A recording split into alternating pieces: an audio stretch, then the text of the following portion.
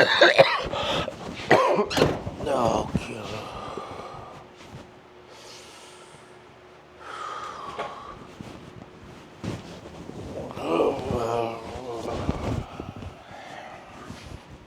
I need an easy win. You ever have one of those days you've been sick, you're coming back in the shop, holidays are just over, it's cold outside, you saw a cat humping a dog, you got two different socks on, the day's off, you walk in, and your shop is just trashed. I mean, look at this. I got projects boxes stacking up over here. I got another 300 tops I gotta fill in for reorders. My chemical cabinet, glue cabinet's opening up. There's trash over here. I don't know what's going on over there. I got a pen project that I've literally been working on for 2 years. I still need to finish up. Videos go over an hour long. I got mechanical stuff out because my truck's been down for 2 weeks. I just got that thing backed up. And luckily I bought a new motorcycle for half the price I sold the Sportster to. But it needs work and I'm fixing that up. And things are just packing up left and right. And I walk into this mess. I don't know where to start. I don't know what to do. I just need an easy win today so I can go back to bed. Well, I've had this empty tool wall here ever since I moved in the shop. I've always planned on making it just one for my hand planes. And I just never got around to it. And then over the holidays, my sister basically returned an entire plane set that I'd restored and given to her. They aren't worth much. You know, I painted them blue 10, 15 years ago. So in anticipation of Wood by Wright, I'm a big fan of his retroactively in the future, you know, that kind of stuff.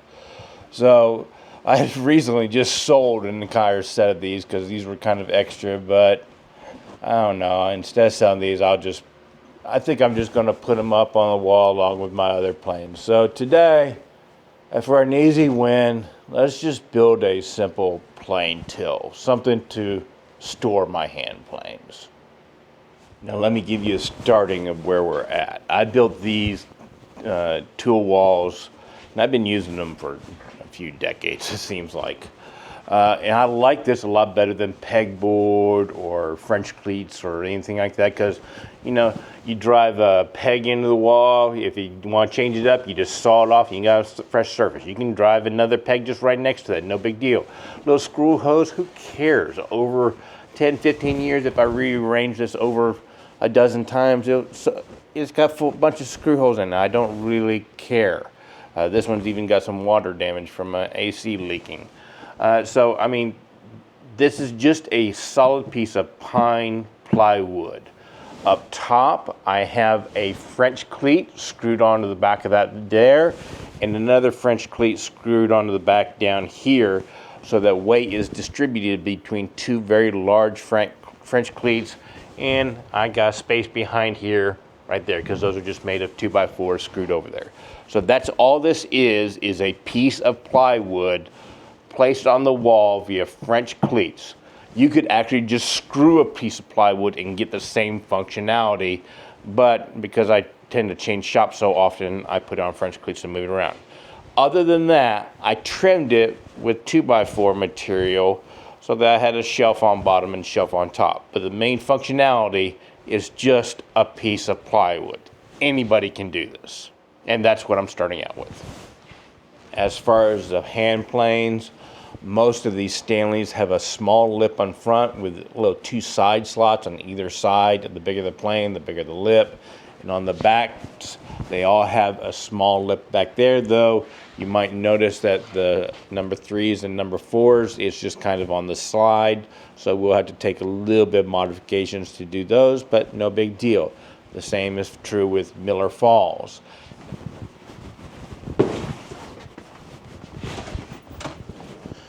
Because every single flat surface in this shop is covered, I'm just going to make another flat surface to do this project.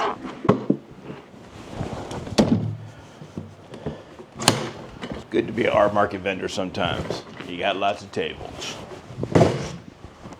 So I went and measured, and we have a little bit more than that amount of space right here. So what I have is a number 7, number 6, number 5, number 4, and number 3. In the standing lines, honestly, these right here are probably just going to be displays and for video work and explanations if anybody ever asks me a question. I did just pick up a jointer from Lee Valley, even though I said that the jointer plane is probably my least used plane right there. I just wanted something reliable, and I had sold my other jointer and number 6 earlier to pay for that one, so it's a wash for me. But I have some upcoming projects that are going to be longer than 6 feet, so the jointer would be good for those. I've also kept a number 4 equivalent in the Miller Falls and number 5 equivalent in Miller Falls, just because I like those mechanisms better. My ever popular low angle jack from Lee Valley. And about a year ago I picked up a shooting plane. Not something I use very often, but when I do it is an absolute joy. My thinking is all of these have that lip that we can sneak up into, and I will make a shelf instead of an individual piece, because if you understand wood, the wood is very weak along the grain, so there's a chance you could break it out if you just had a little piece right there.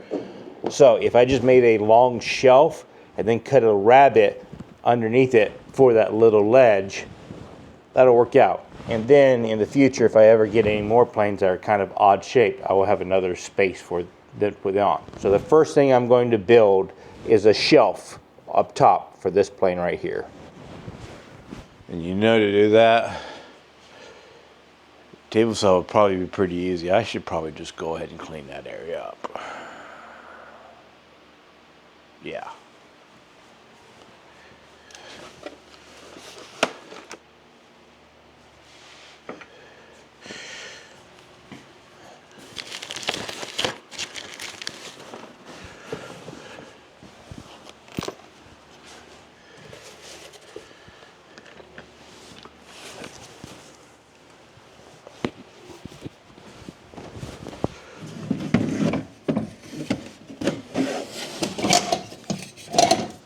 Why did I wait so long to do that?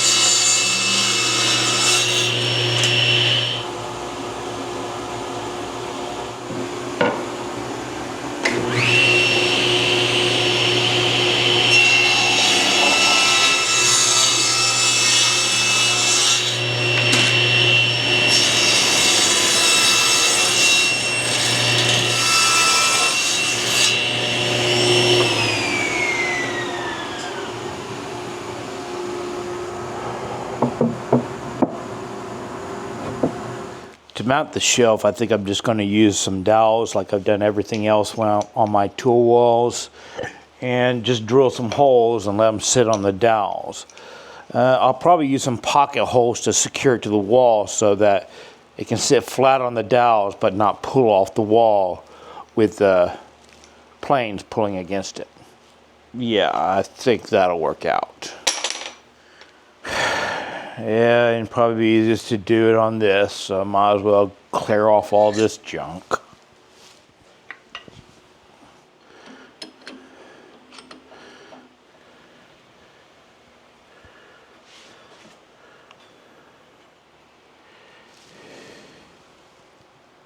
So using a ruler, I just kind of came up with 3 even numbers. Got it on 9, 16, and 27. 9, 18, and 27. So that'll just give me 3 spots that I can make corresponding holes on the wall. Also, I'm making these holes a tad bit bigger than the dowels I'm going to be using, because I'm not the most accurate woodworker, and this will give me a little bit of slop room.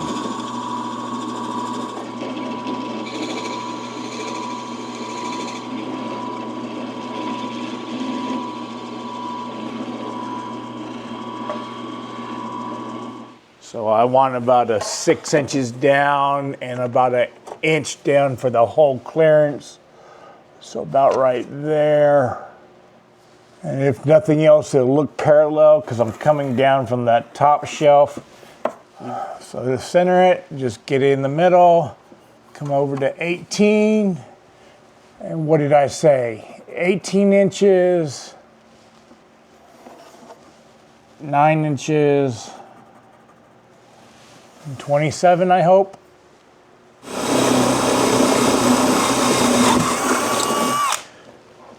Now, you ever have one of those gizmos in your shop that don't cost too much but kind of come in really handy? For me, this is one of those. It's a drill block. I don't know if you can see that, but it just makes doing plumb holes a lot easier. Yeah, there are a lot of tricks that use skill. You can use a ring, a washer, a plumb bob, get it steady, make everything. But sometimes when you just want to get the work done, being able to grab a little jig like this is nice. You could just drill a hole on your drill press and use it that, but again, it's kind of nice to have something, and they aren't that much money. I put it on several holiday wish lists in the past. Now just a little glue in the hole for the pegs and drop them in. And that's kind of one reason why I like the French cleats, is because there's a little bit of space behind it, so you just kind of have a little bit more room.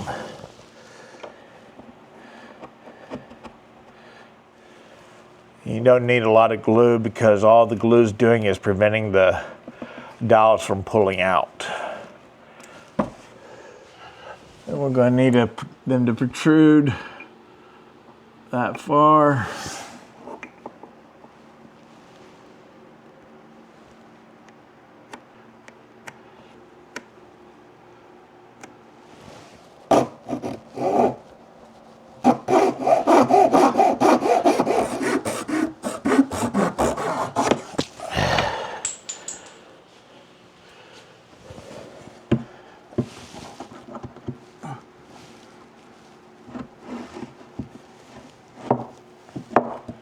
And just let it rest there for the glue to set. Now to keep the shelf against the wall, I'm going to revert to pocket hole. And I thought I had the little ones that I could just put it down there. Man, I always forget how to set these things up. One time I actually find a use for this thing, and it's almost too frustrating to actually set up to use.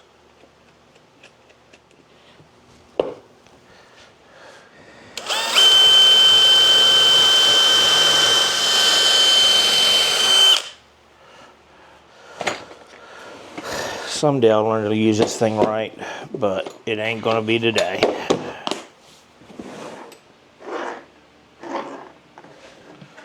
Now pretty much every one of these little lips right here is less than this size brass measuring thing, other than my jack plane and this Bailey one right here. So I think what I'm going to do is I'm going to cut a lip underneath that shelf this height, and I'll just carve those two a little bit more than the rest. That should make life a little bit easier for me. Now whatever this brass piece is, it seems to be a little bit wider than my saw blade, so I won't be risking anything here. Let's say I just drop down to about that high, whatever that is.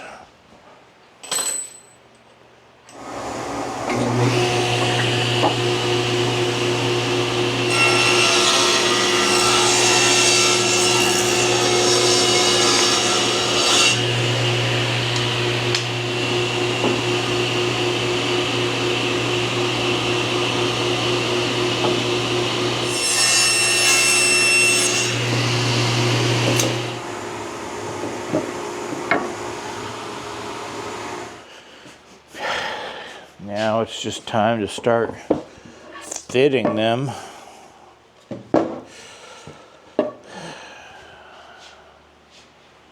I really could use my workbench. Maybe I'll clean that off too. This doesn't even go in here. Why?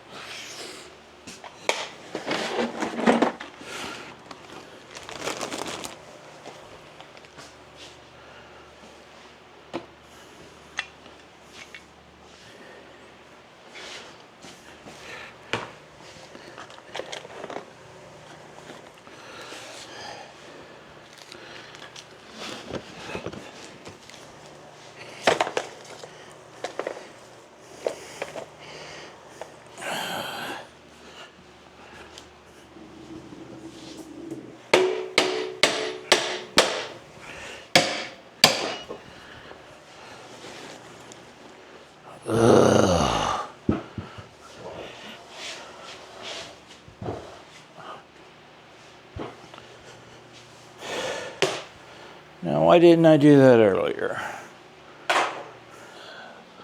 So off camera, I did a little monotonous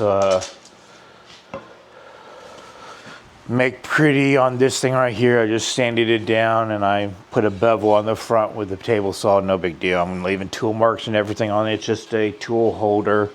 I put that bevel on the front. I don't know if you can see that. Basically, it reduced this visual thickness down 1/3 because this piece and that top piece are the same thickness. So visually, as you come in closer, you always want to step down on thickness, but it's a cold medicine. I'm doing stupid stuff.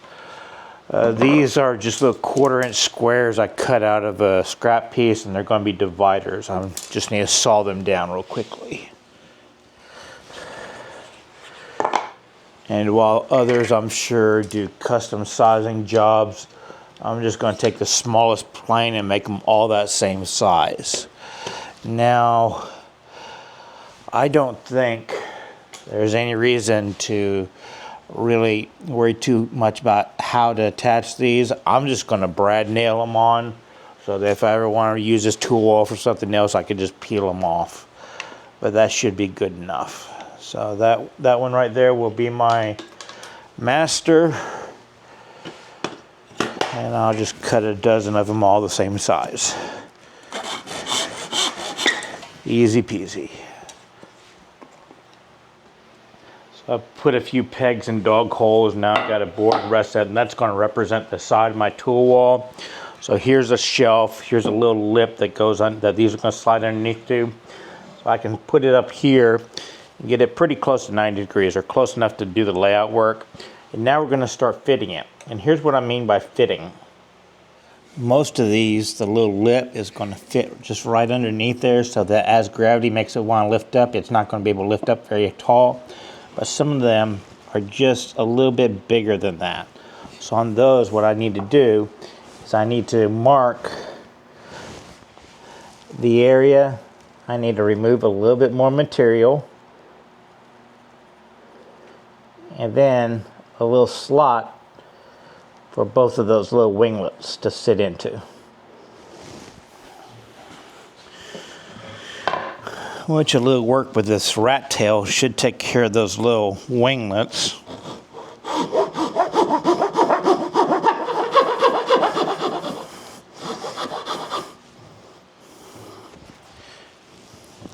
And then I'll just use this chisel to kind of score the two sides.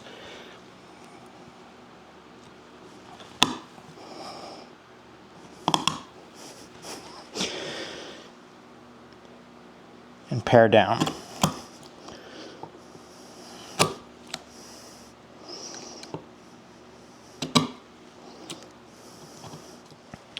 And I'll just keep doing that until it fits.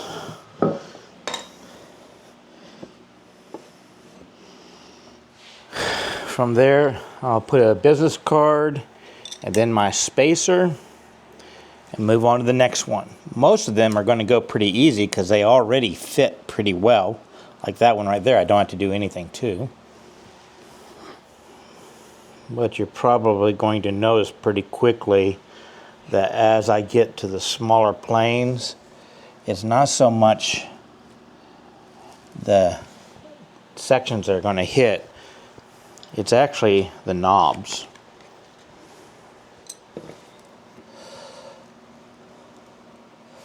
So that one right there, the reason why I can't get up underneath the lip is because of that knob.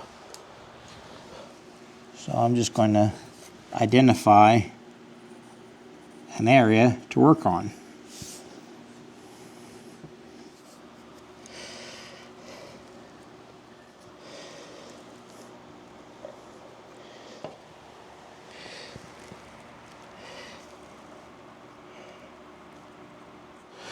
And with those sections set aside for knob recesses, I'll just grab a carving knife and carve out a knob recess.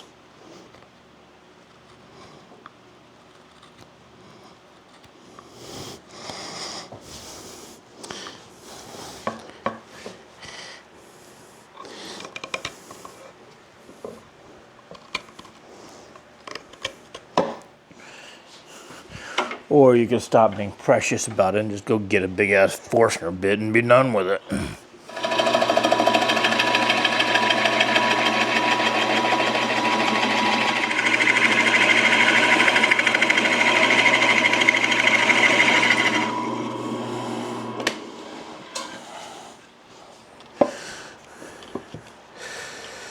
Yeah, that'll work.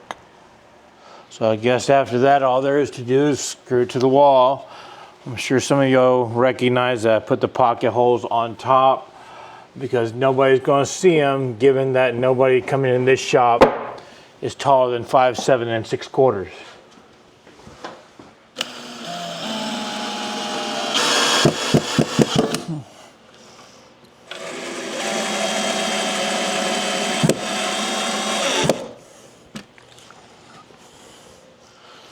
Well, that part's done.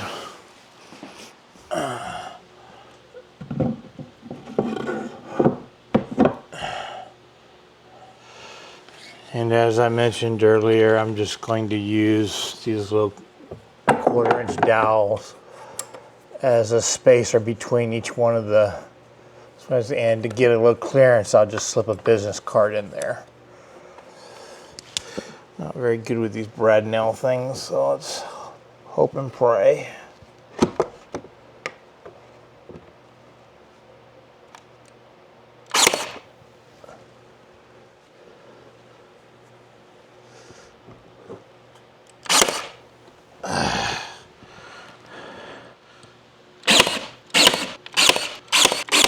Next,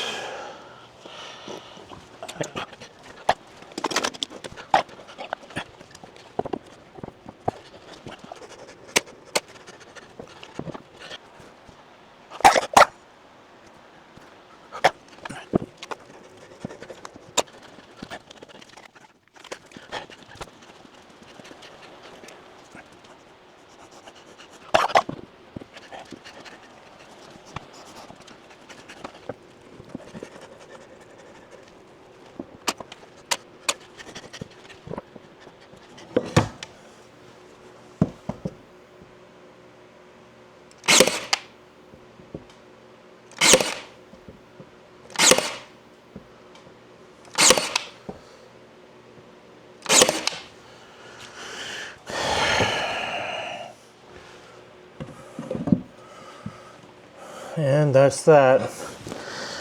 I've kind of decided I don't want to put the two other Veritas planes over there. We'll just leave this the vintage plane section, I guess. My collection. Ooh. Anyways, now for the next step of getting the bottom cleats.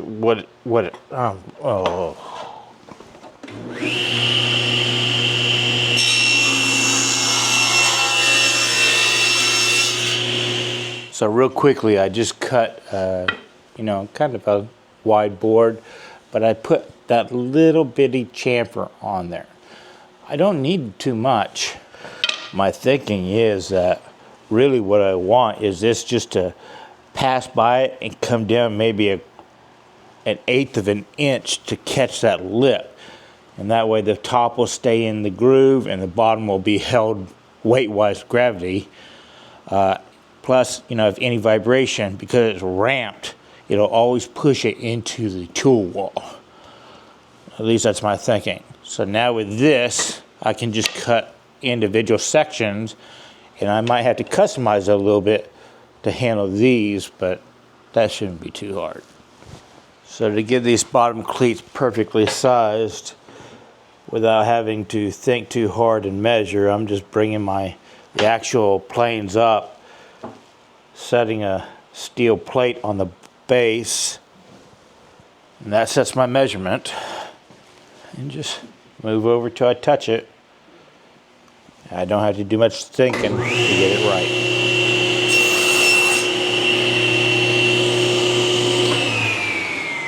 Now if you notice, they're all have that little curve at the base, and that is flat, which that's okay, but it might drop down a little bit more. So if I add a little bit of a curve, not for the entire angle, but just a little bit, I think you'll fall down less and slide in easier. So I'm going to do that the lazy way on a drum sander.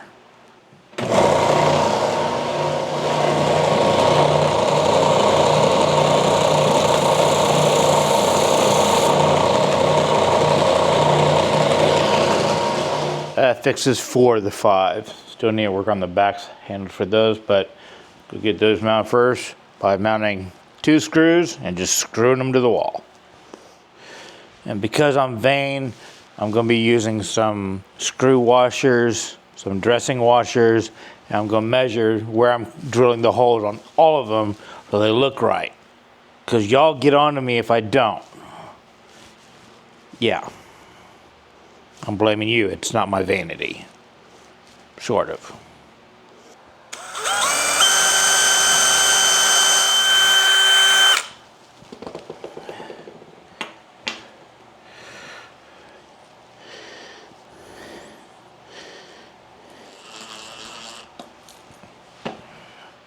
So I think to mount it, all I need to do is come up and push this as far up as I can go, and then come down here and place it just so it barely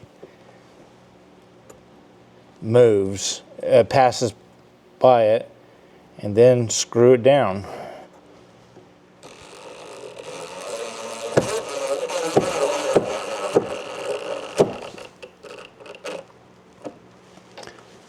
Damn it, battery's dead. There it goes. Drops in, comes down. That ain't going anywhere. Comes out easy too. It's that little curve that did everything.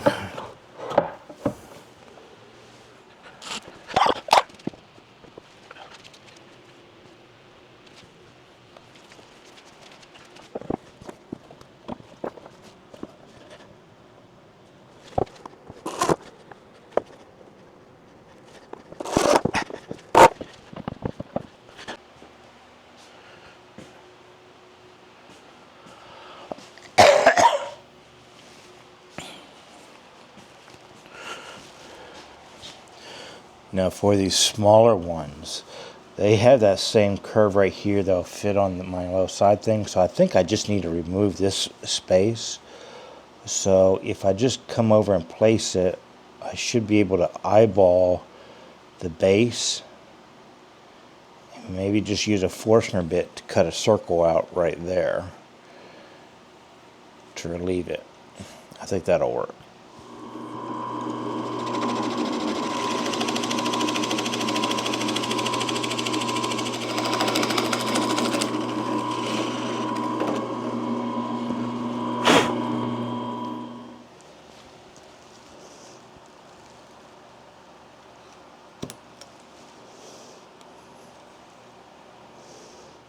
Then we're back to rinse and repeat. Place it, screw it,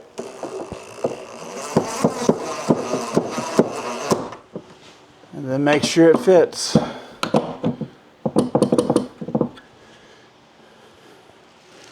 Now I should admit I had a problem with this Miller Falls ones. I just couldn't seem to make it work until I put a little, I just brad nailed a little lip right there, and now it's just fine.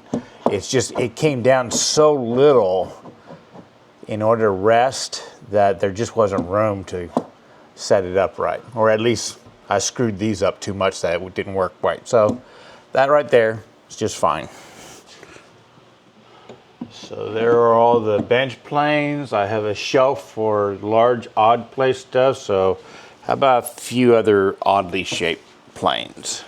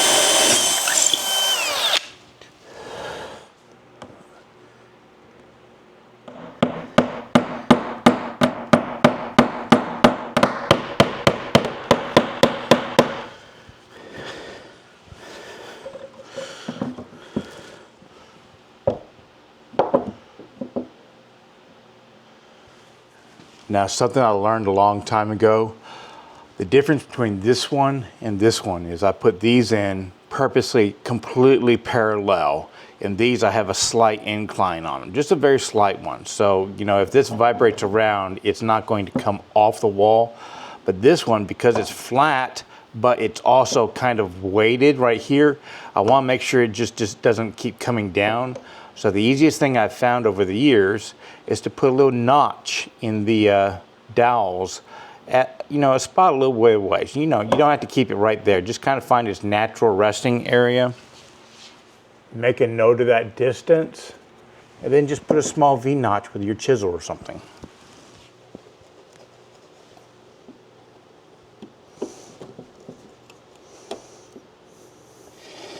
Just that little bit, it's just going to kind of catch right there.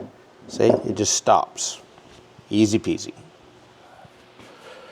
Well, that's wasn't too hard. Didn't take too much work.